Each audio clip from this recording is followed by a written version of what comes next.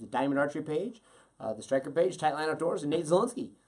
Guys, again, just give us 1 second here as we get all the cameras fired up and we start off the evening for you. Hopefully everybody's checking it out, starting to watch.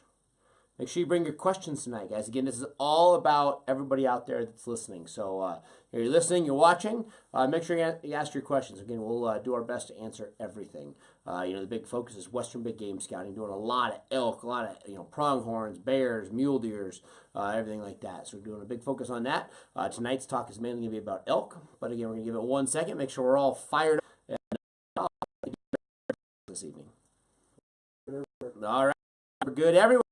I have a little bit of a cold I'm going through right now, so I might be coughing a little bit through this. But again, thank you so much for joining us. Again, my name is Nate Zielinski. Huge thanks to both for allowing us to come over and take over the live Tech Archery. So again, that Nate Zielinski page is fairly new. So if you want to get more information on everything that we're doing out here and myself, it's just Nate Zielinski on Facebook. So make sure you follow that there. The main focus of tonight, guys, we want to talk specifics. In every show going forth from this point on, you can start seeing on our Facebook pages. We're going to start to give you updates about a week ahead of time on what the show is going to be the following week. So again, we want to build it for everybody out there. So make sure you comment that.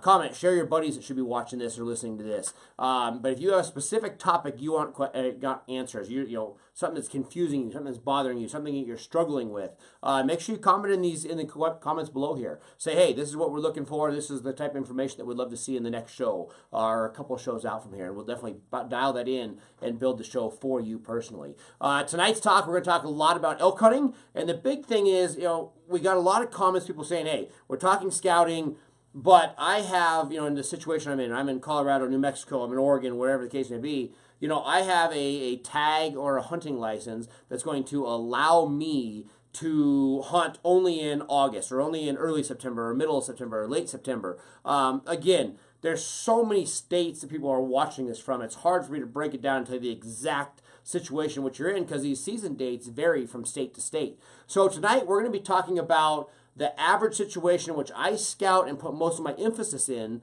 on a pre-rut, a rut, a late rut, and then kind of going forth into that kind of even late rifle season, or that late archery season per se. So we're going to walk you through what I think you should be doing, what you should be putting a focus on as a hunter going into this year. And I think that's really important because right now is when we actually spend time finding these type areas. Again, as a person who does a lot of scouting in an elk situation or even a big game situation in general, I really start watching my animals really heavy in July. By August, I have a huge idea of the exact animals I'm actually going to be chasing. But right now in June, my big focus is learning the terrain. We talked about that last week, but knowing every trail, every access point, all the private property, the public property, you want to know everything about that terrain. And as I'm out there learning this terrain to where there's no secrets and no surprises, I want to start looking for individual different things. And that's really where you as the hunter have to decide when you're going to be out there in the woods this fall. I know a lot of people talk about hunting that, right during the peak rut,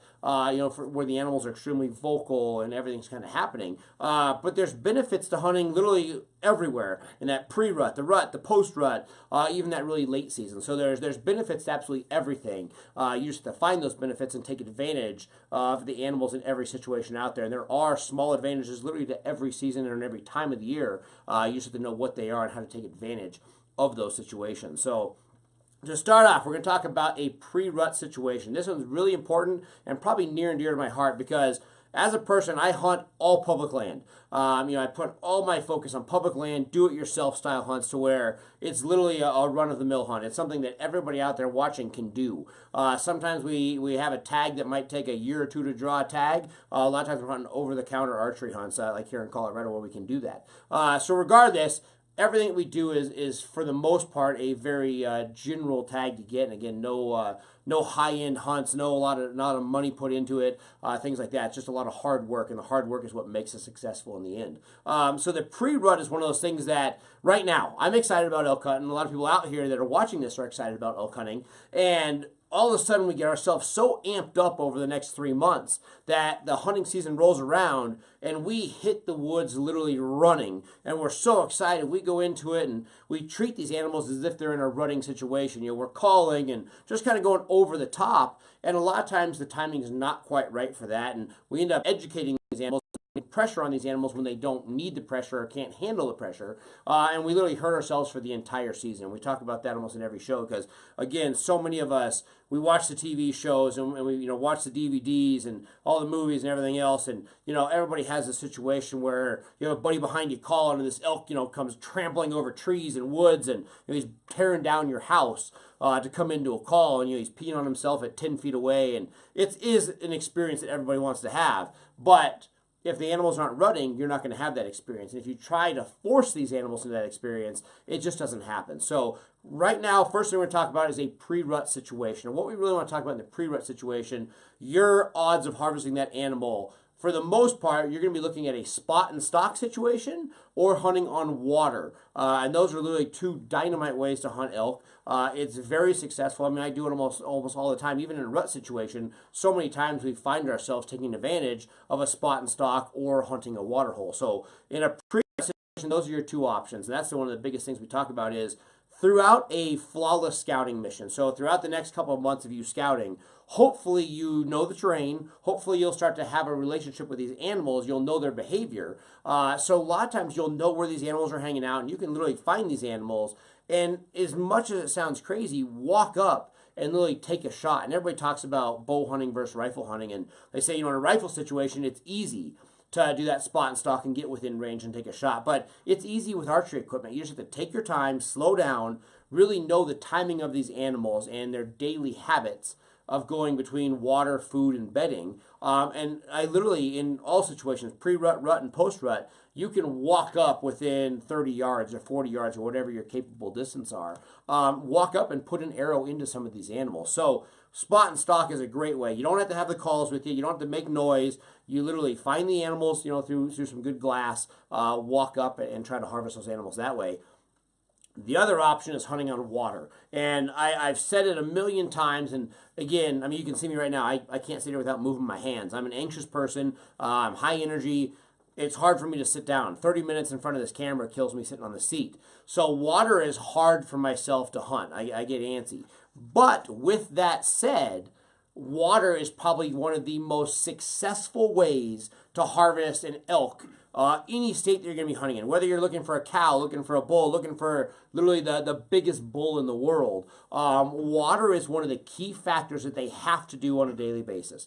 Especially in that pre-rut. Their temperatures are warm. They're hitting water almost every day, whether they're hitting it to wallow or hitting it to drink. And we'll talk about that here in a minute.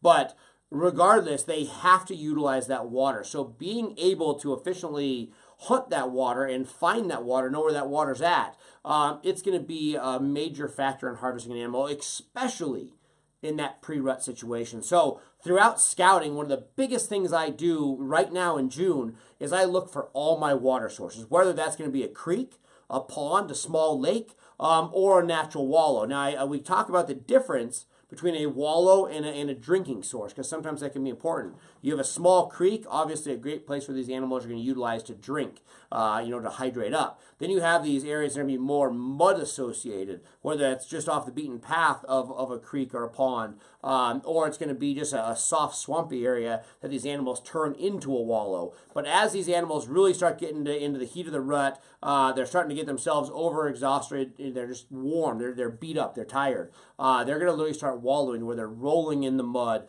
cooling themselves off, building that stink, just everything that goes a part of that big rut experience. So I like to have both those options. I like to have an option of where I have a bunch of wallows, for that main rut experience, and I like to also have that option of where I'm going to have a bunch of water sources in that time of year. But knowing those water sources is huge. So right now, literally early June, when you're out there in the woods, you're trying to associate yourself with as many of those water holes as absolutely possible. Because again, all of a sudden it comes down for your hunt, August, September, whenever you're going to be out there in the woods. If the animals are not rutting, everybody's like, oh, they're not rutting, I can't hunt. I can't call to them. Or calling and ruining your hunt. Literally kind of chill out, step back a little bit, hunt those water holes, and you're going to be successful. So we're going to talk to you how to do that more. We're actually going to take a question here just in a second, but before we do that, the water. The one thing I have to say real quick, I guided big game hunts for 10 years. I've done a lot of water hole hunting in my life. I still currently do it. It's a great way to put animals on the ground. Everybody I talk to that hunts water uses it almost as an excuse. They'll hunt hard for 1, 2, 3, 4 days. Then all of a sudden they're tired, their legs are blown out, the temperature is weird, it's windy, whatever the case may be, and they go, we're going to sit on water one night. And they sit on water one night, nothing comes in. Then they go back, they hunt hard for a couple days. Then they sit on water another night. Water has to be a situation that you flat out beat down. If you're going to hunt water, what I always tell everybody out there, if you want to be successful, you have to hunt water for 5 days. If you hunt water for 5 days in a row, I almost promise you'll be successful. I mean, in a state where you can use a trail cam, let's say you're out here in Colorado where you set trail cams up.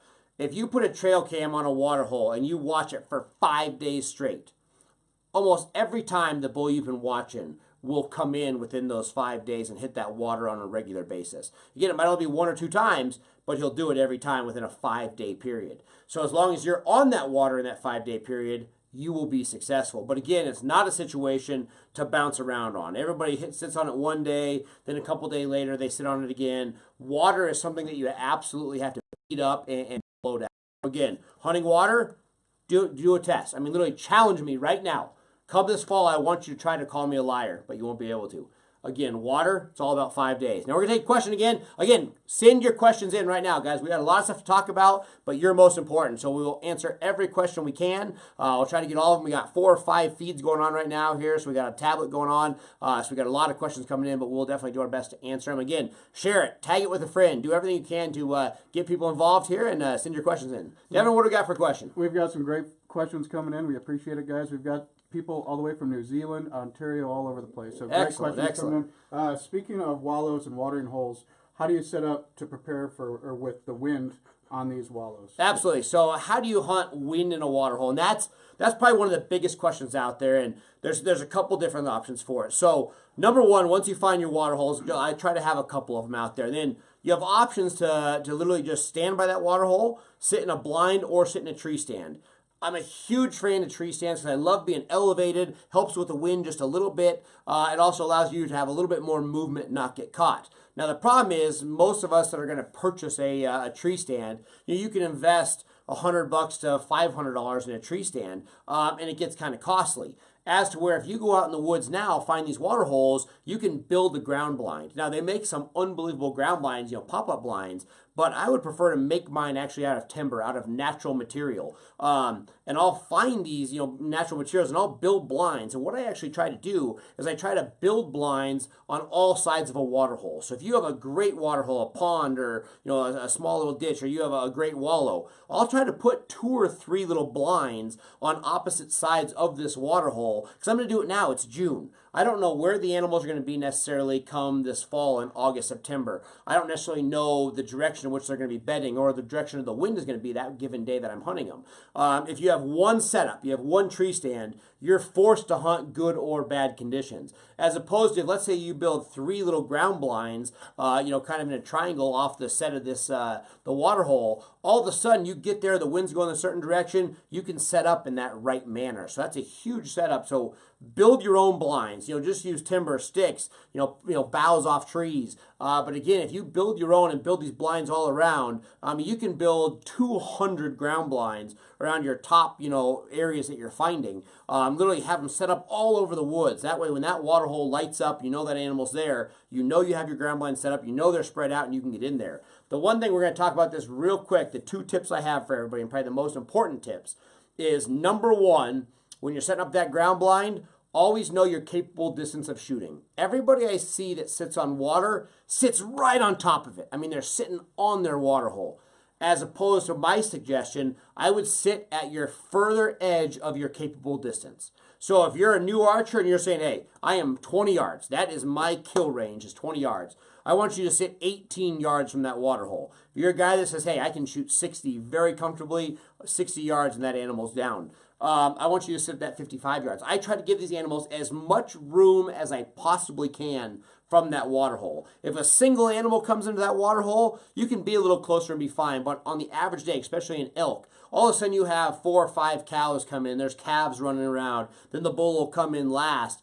it's not uncommon for these animals to mingle around before everything actually takes place. And if you're sitting right on top of them, that's how you get winded. That's how you get busted. So give yourself some distance. That way they don't feel you're there. They don't get antsy, and they give them some room. They can come. They can wallow. Other animals can move around. You don't bother anything. And you have a little more leeway to draw back that bow. You can make a little movement. You can make a little noise, and they're not right on top of you. So again, give yourself some distance. It'll help you out. And the last thing, and probably the biggest tip we're going to give away, in a situation that you can use a trail cam, all right? Again, some people use them, some people don't.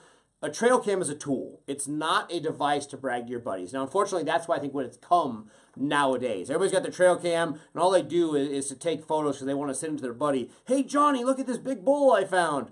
They don't care about the education. They want to brag to their friends that they found some big animal. But use it for a tool. So I have a trail cam on my water holes, and one of the biggest things that I do is right on the side of my water hole, I'll hang a ribbon. So it can be plastic, it can be string, whatever the case may be. I hang an indicator on the side of that water hole. Every time that I take a picture of a bull in the water hole, I look at that ribbon and I look which way, excuse me, I look which way that ribbon is facing. And that's going to give me a good indication of what the wind's doing that day. So again, have a really light material. And if all of a sudden you look at this bull and say, hey, at 3:30 in the afternoon, this bull's here, that ribbon is pointed down. I know my wind's sucking down canyon. I got him. Then the next day, there the bull is again, wind's going down there. So all of a sudden when I go to set up on that animal, I have a good idea of where the wind is pointed. I can get in that right ground blind and make it happen. So again, put some distance between yourself and the water hole, hang ribbons on all your on your trail cams, just so you have a good idea of what the thermals and what the winds are doing that day. Both those are going to make you much more successful hunting water this coming fall. Another question? Another question, and I think what you just hit on will kind of play into this question, and it's what time of day is best to sit on water, and we could probably use our trail cam. Absolutely. You know, you have both options. I mean, I personally,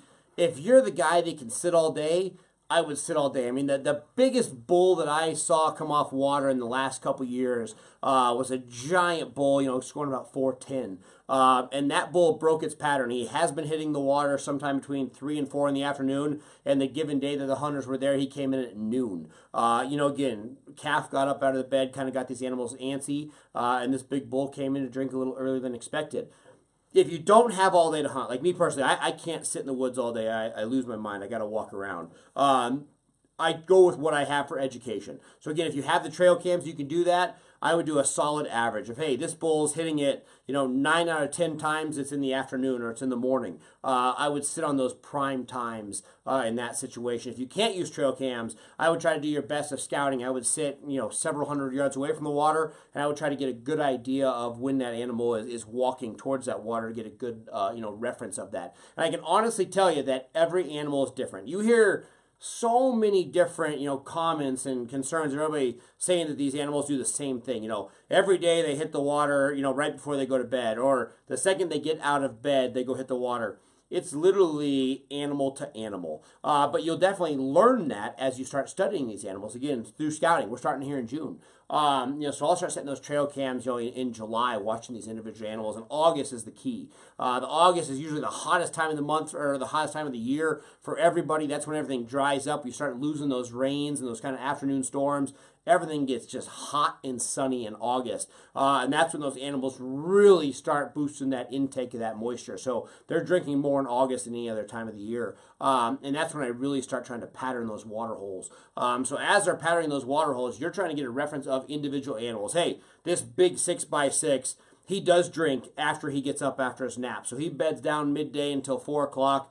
Most days he gets out of his bed and he goes drinks. Or, you know, in a rutting situation, these animals are rutting at night because it's the cooler temperatures. These animals drink right before they start rutting for the evening, or right before they bed down. Again, there's a million times that they'll do it, but most animals will start to have a slight pattern of when they like to drink. Again, it's not always true, but most of them will have a somewhat developed pattern of when they're doing that. So through trail cams or scouting, you're hoping to have a pattern of a particular couple animals. Again, you don't have to know all the animals, but hopefully you have 3 or 4 animals you've kind of been watching, and hopefully you have a good idea of when those couple animals are drinking, and obviously sit in those prime times. But If you can sit all day, it definitely does not hurt to sit all day on that water hole. It'll surprise you what walks in at kind of odd hours of the day. There's no doubt about that. We still have questions if you want to keep going. Yeah, we'll answer a couple more questions, absolutely. Then we'll kind of keep moving on with our topics. So again, guys, we love the questions. Again, this is all about you guys. I'm Nate Zielinski. It's all coming live from Bowtech. But ask your questions. Everything we can do to make everybody more successful is our goals here at Bowtech. So definitely ask the questions away. We've got a lot of great questions, so we'll keep rolling on these. So what would be the difference between scouting for archery and rifle? Excellent. Scouting for archery and scouting for rifle. And that's where really a lot of the pre-rut, the rut, the post-rut takes place. So we're going to roll right into a quick version of everything we're going to talk about tonight. So the pre-rut situation, we're literally looking for these animals on water holes. We're trying to build a pattern of a daily routine, almost a summer pattern of these animals, to where their daily habits of going from they're feeding, mostly in the nighttime or in that dark. Then that first couple hours of the day they're feeding. Then they go and they bed most of the day. So these animals will bed, say, rough numbers, 10 a.m. to 4 p.m. They'll get up and they'll start feeding for the afternoon. But every day these animals are going to have a routine somewhere, not in this order, from bedding to food to water.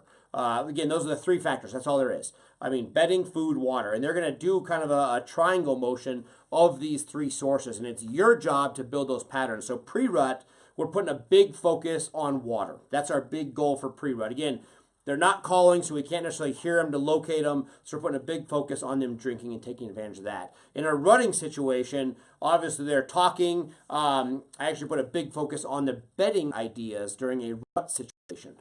So a rutting situation, I never hunt the beds. When an animal goes into its bedding ground, it is literally off limits to me. I was taught that when I was guiding back when I was younger. An amazing outfit, and they always taught everybody and preached that an elk's bedding ground is their sanctuary. It's their safe place. The second you start messing with a bedding ground, you're going to push those animals off. You may never see them again. They might go 20 counties over.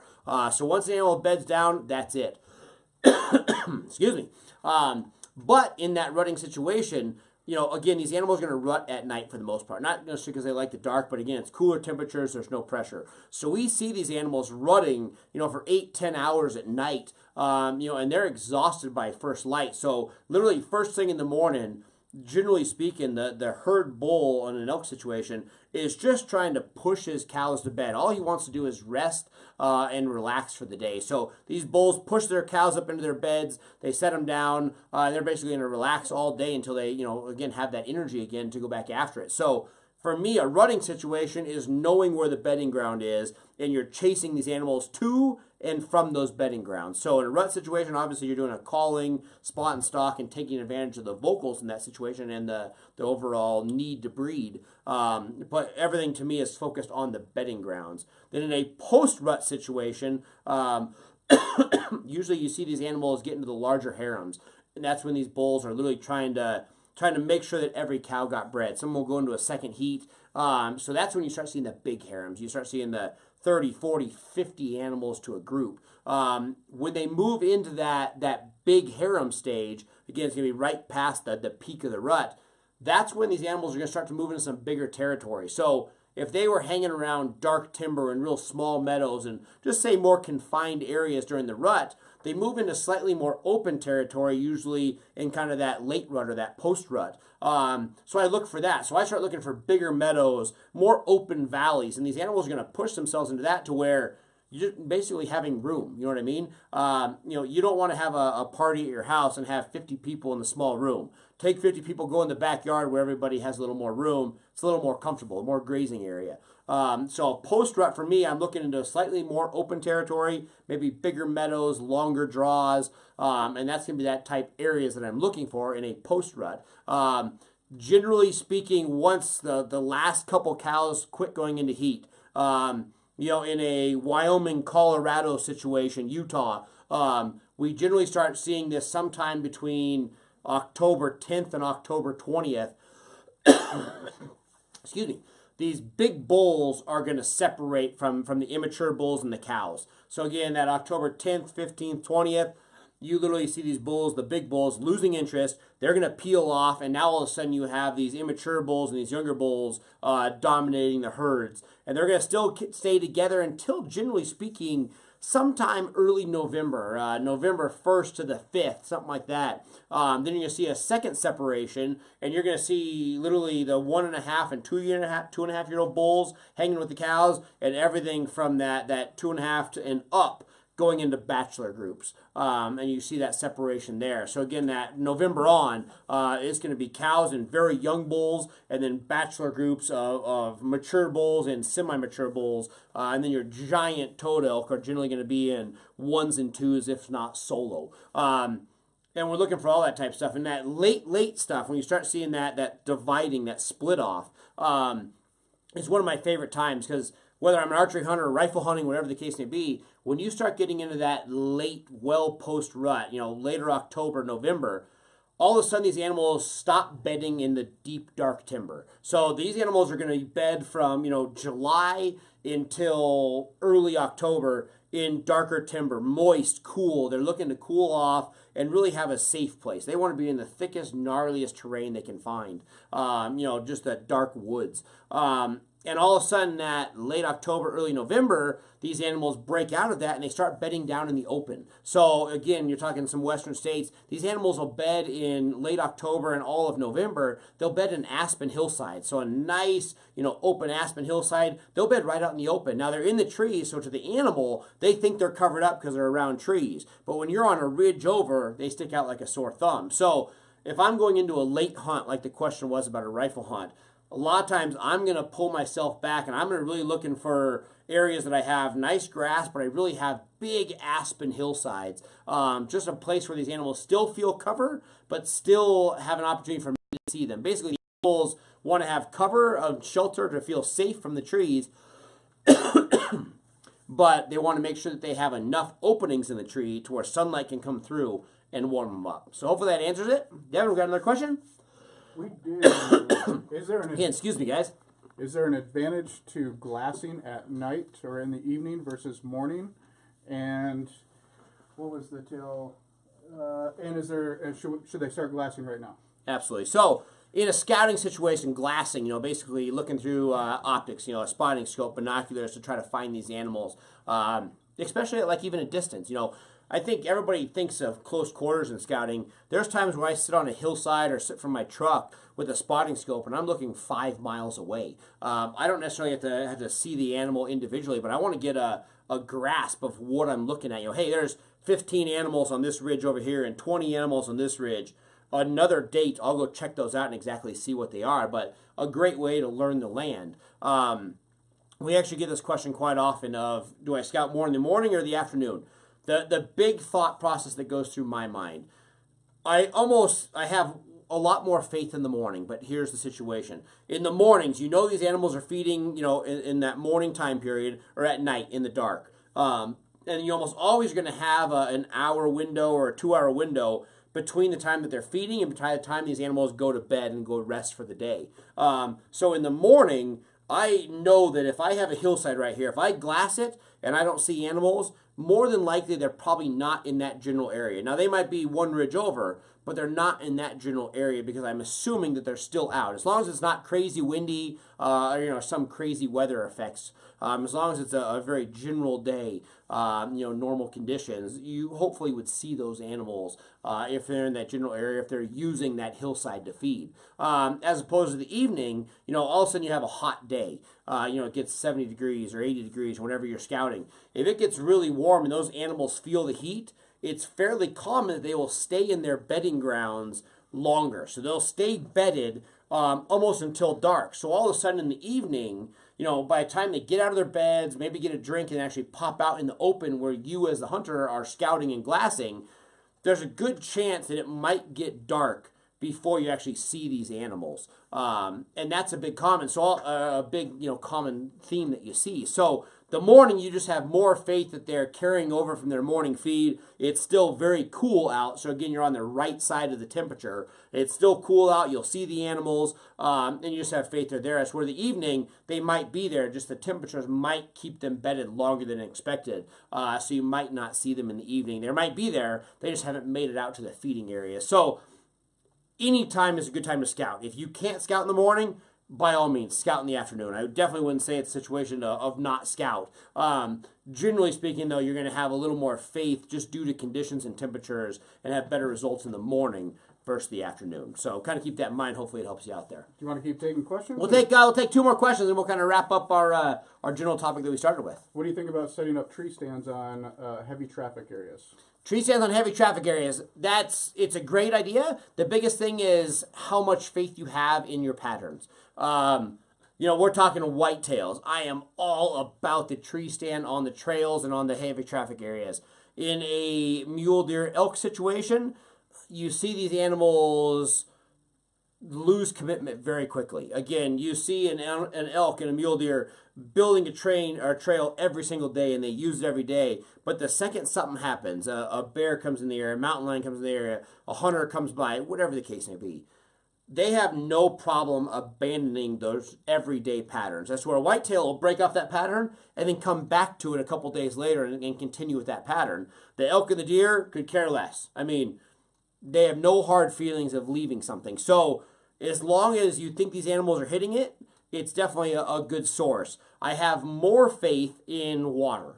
So setting a tree stand on a water, I have more faith that there's not going to be as much water in the area, and they're going to stay committed to that water source. As to where a trail, they might just go, different directions in or out of their bedding, or different directions out of their feeding areas. So again, I've seen it work a lot of times, but I've also seen it fail just for the fact that again, as an elk and a mule deer hunter, they don't stay as committed to those situations. So personally speaking, I'd put it on water more so than anything else. But if you have a great trail that's working fantastically, especially maybe in a rough situation. So if you have rocks, that's probably the best time that I've seen that work. I've seen a couple, head ends of canyons and heads of valleys. They're rocky areas, and you have basically a funnel point that's safer and easier access for these animals to walk, to avoid rocks or cliffs or things like that. That's a situation to where a trail would be great with a tree stand. But generally speaking, across the board, I'd have a little more faith in water. All right, one more question. All right, in a spot and stalk situation, would you rather put the animals to bed at night and intercept them in the morning, or would you rather sit on a ridge side during the day and glass for them and put a stalk on them then? Is there an advantage to either one? Either one, absolutely. So you have a couple options with this. So this is kind of a wide open question. As far as the spot and stalk, how you do it. We're going to say mule deer real quick. That's probably the funnest one. Mule deer are going to bed out in the open during most of the archery season anywhere you go in the western United States. So I love watching a mule deer and at 9 o'clock watching them bed down, and literally right there, high noon. I mean, at 11 o'clock, they're almost like an old hound dog. The sun's beating down on them laying on the driveway, and the animals get delirious. They get so tired. I love walking up to a mule deer that bedtime. It's noon, high sun. Wind's very conditioned by then, and you can literally walk up, 30 yards, whistle. They'll stand up out of their bed, and you can take the shot. Elk are a different story. They're going to bed in the dark timber. So I have to do it all by scouting. So if I'm scouting, again, and we talked about this last week, but if somebody's new here and you haven't watched it, through the scouting process, I'm going to try to have a good idea of when the animals are going to and from the 3 options of food, water, and bedding.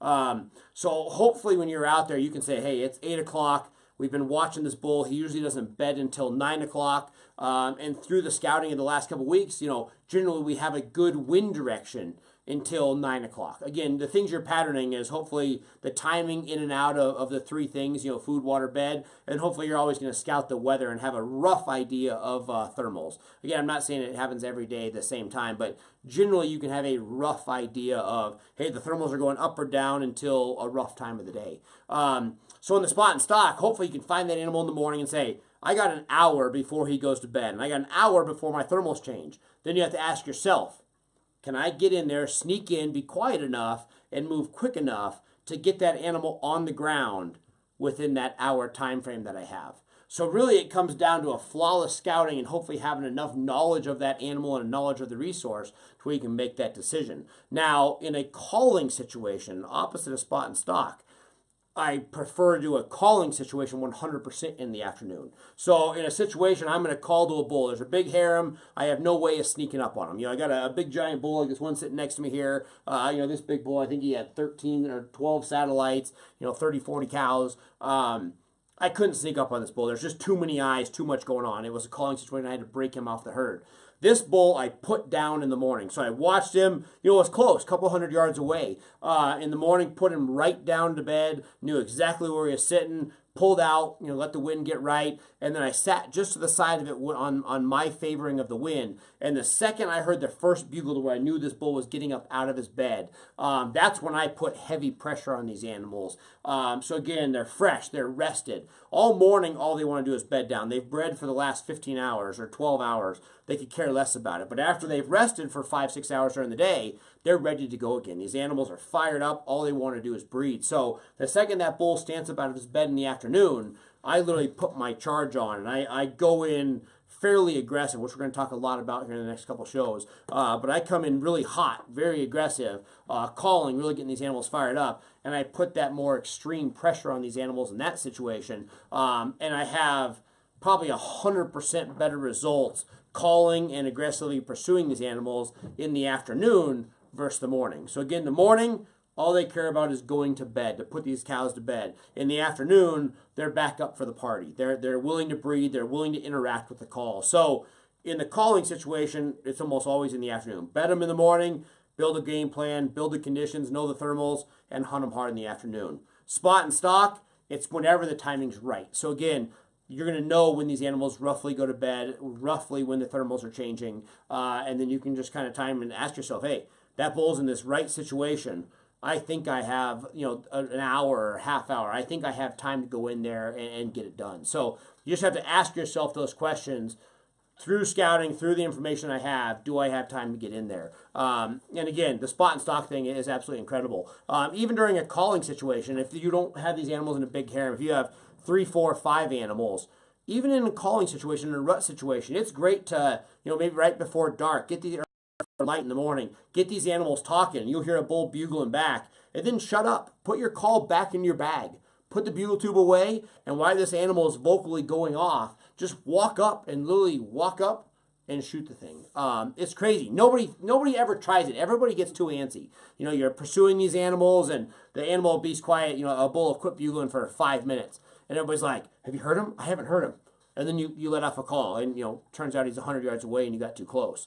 Be patient. Let the animals talk and really walk up and make that good decision. I can tell you, I'm big, I move a lot, I'm clumsy, I step on every twig in the bush or in the woods, but be quiet. They're used to six breaking. They're used to natural noise. As long as you move slow and make sure that you look out for everything, you can be very successful spot and stock in a pre-rut, rut, and a post-rut situation. So guys, we're going to take one more question here. Again, talking about all these options. Again, the pre-rut. Put a major focus on water. And the last thing here with pre-rut that we're going to talk about that our main goal was today, everybody's excited again. You're listening to this, you're excited. It's only going to build over the next couple of months before we actually get in the woods, especially on those early archery hunts. The one thing we talk about, because we talked about this last year, we really saw a huge influence across all the western United States with this. Everybody considers the elk rut a common. Everybody thinks of it as the same rut. So I knew guys that were hunting different zones and different units, and one guy might be hunting at 7,000 feet in elevation, 8,000 feet in elevation, and the rut's not taking place. The bulls are showing some interesting cows, but it's just not quite going. And everybody's just putting pressure on these animals and putting pressure on these animals and literally hurting themselves for the future. And all of a sudden you have guys that'll go to the highest elevation they can find in that hunting unit or in that hunting zone, and all of a sudden find these animals far more in a rut experience, vocal, interacting with calls. And I think everybody overlooks that aspect. They think, oh, if they're not talking here, they're not talking here. As to where literally different temperatures, different thermals, different atmosphere. Season. I'm not saying are in wood zone. So if you go into a unit, pull it up on Google Earth and check some elevations. But know the elevations in the area you're hunting. Know where all your different herds are, and really take mental note through the late scouting portion of your time in the field. and watch where these animals are at. Watch what they're doing, and notice the difference in activities in different elevations, and definitely hunt the animals that are most conducive to your style hunting. And that can go both ways. I see a lot of guys that do nothing but hunt water in a pre-rut, so they start high in elevation where it's cooler, where they know that those animals are going to rut first, and then they'll chase the animals down into a later pre-rut in lower elevation. So again, a lot of options here. We're going to walk you through them all. Don't be nervous. I know there's a lot going on. But just have a good idea of everything you can possibly know. Again, eliminate all the surprises. But again, the last thing we want to talk about was that pre-rut, because again, that's the first thing we're going to talk about. Now, we're going to talk a lot about the rut. We're going to talk a lot about calling. We're going to talk a lot about post-rut and a lot about that late season,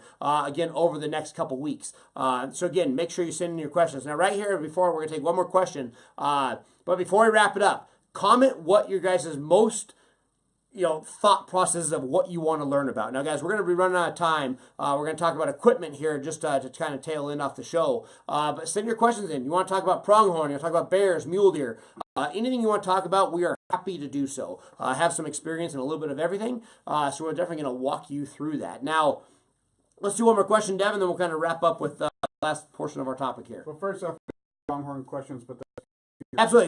Yeah, guys, we have I can answer them here. I'll just respond back in the comments. But next week, we are for sure going to talk a little about pronghorn, without a doubt. We're going to be talking about the options of blinds, and more importantly, we're going to talk about the non-traditional ways to harvest pronghorns, whether it's tying up a piece of fence or a white flag or a cow decoy. There's a million different things that have been very successful in pronghorn. So next week's show, we're for sure going to talk some pronghorn, and then any other topics you guys are really looking to talk about. But again, we're going to do one more question and then kind of wrap up with some gear tactics. And this is probably one of the most commonly asked questions that we're going to talk about when we talk about gear here coming up just in a minute.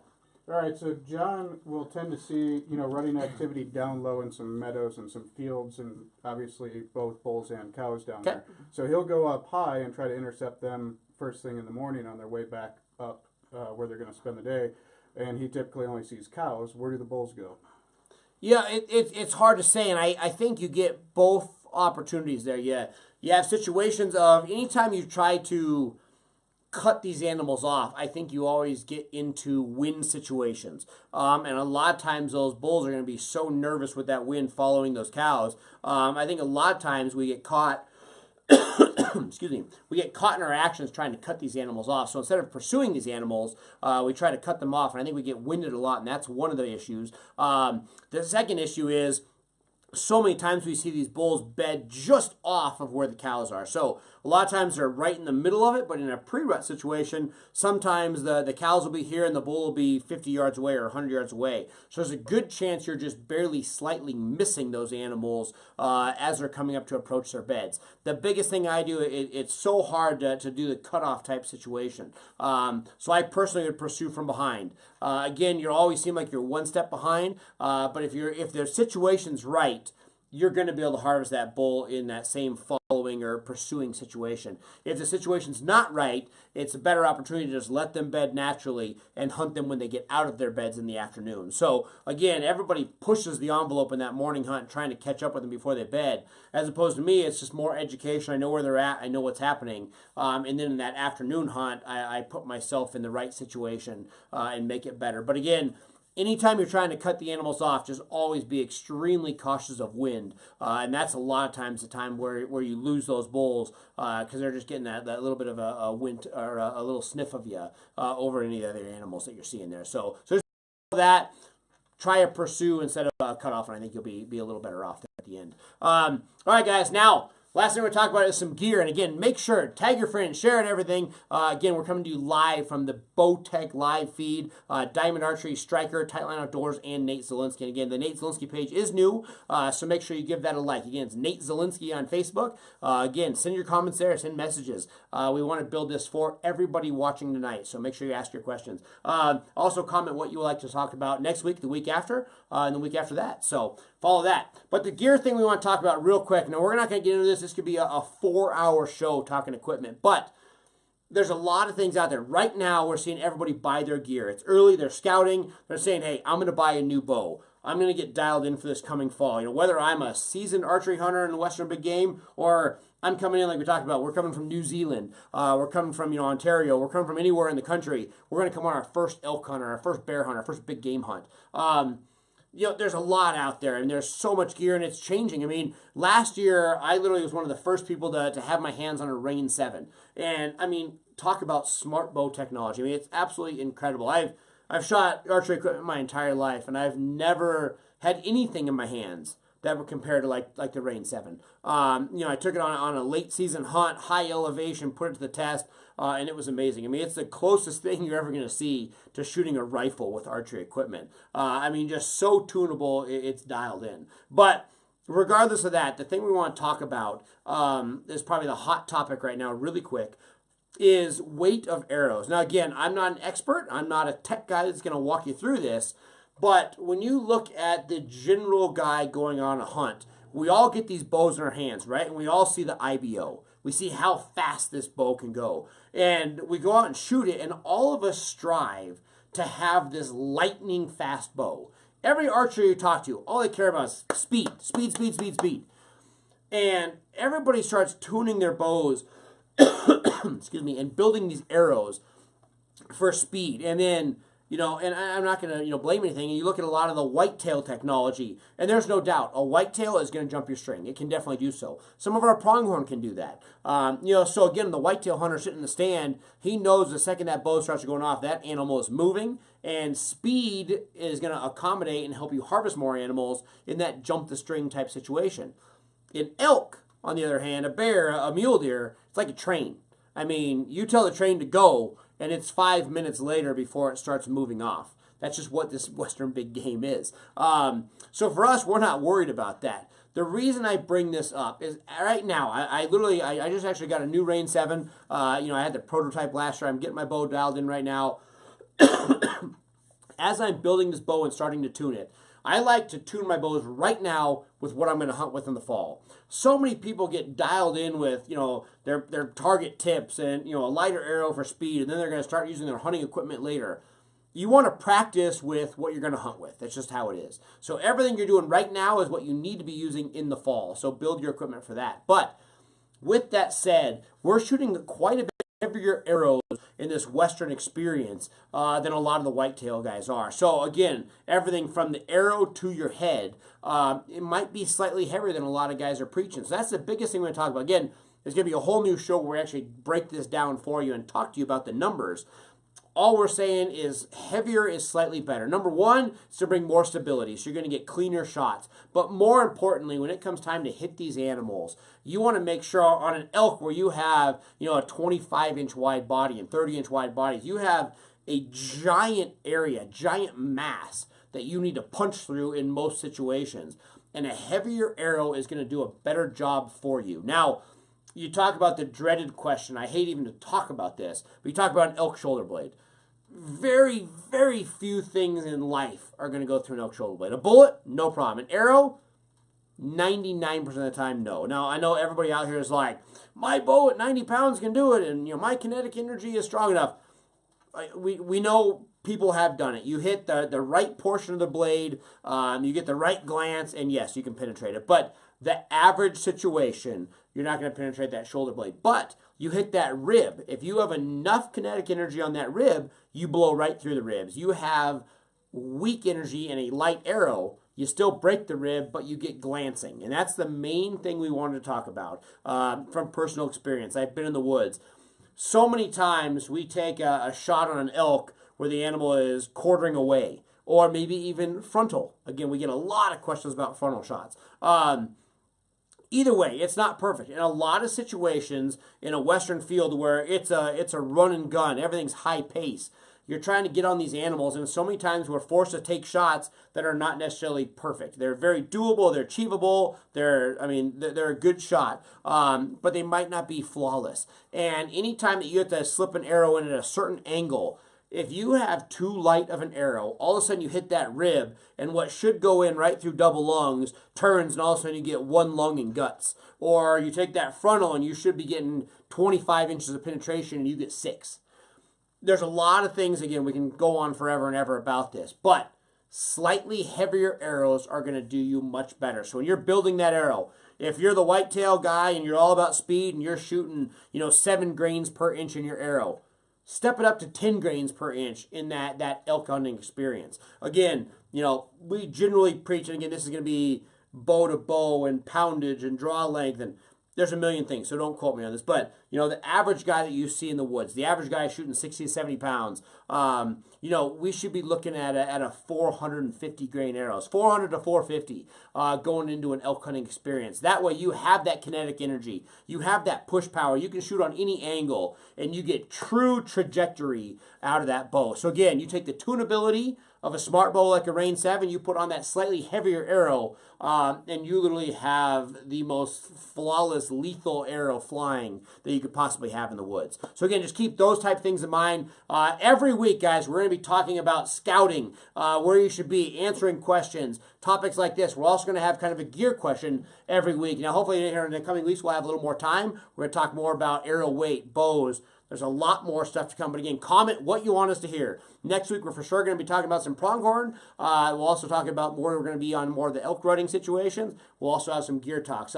Again, some other couple things real quick to say. Huge thanks to Bowtech for letting us go live on their page. Diamond Archery, Striker, Tightline Outdoors. And again, follow Nate Zielinski. Also, Wednesday is a big day for live feed at Bowtech. At 7 p.m. Eastern, you have Chef Collins. Guys, this guy's amazing. I got to hang out with him at the ATA show. There's not a better family out there, let alone great cooks. But I'll tell you what, their enthusiasm as fairly new hunters is just off the charts. I mean, these guys are literally a sponge trying to learn everything there ever was about hunting. So you got to check it out. Chef Collins, I promise you, it is well worth the watch. That's Wednesday at 7 p.m. Eastern. And then no doubt the elk hunting master, you got Randy Newberg, and he's coming on at 10 p.m. Eastern. So again, Wednesday is all about the live feed. Make sure you check out Bowtech's page for that. And again, huge thanks to Bowtech. I am Nate Zielinski. I am coming on every Monday at 7 p.m. Pacific.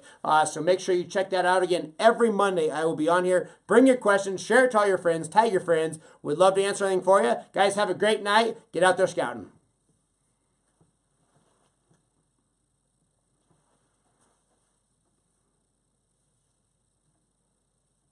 So make sure you check that out. Again, every Monday I will be on here. Bring your questions, share it to all your friends, tag your friends. We'd love to answer anything for you. Guys, have a great night. Get out there scouting.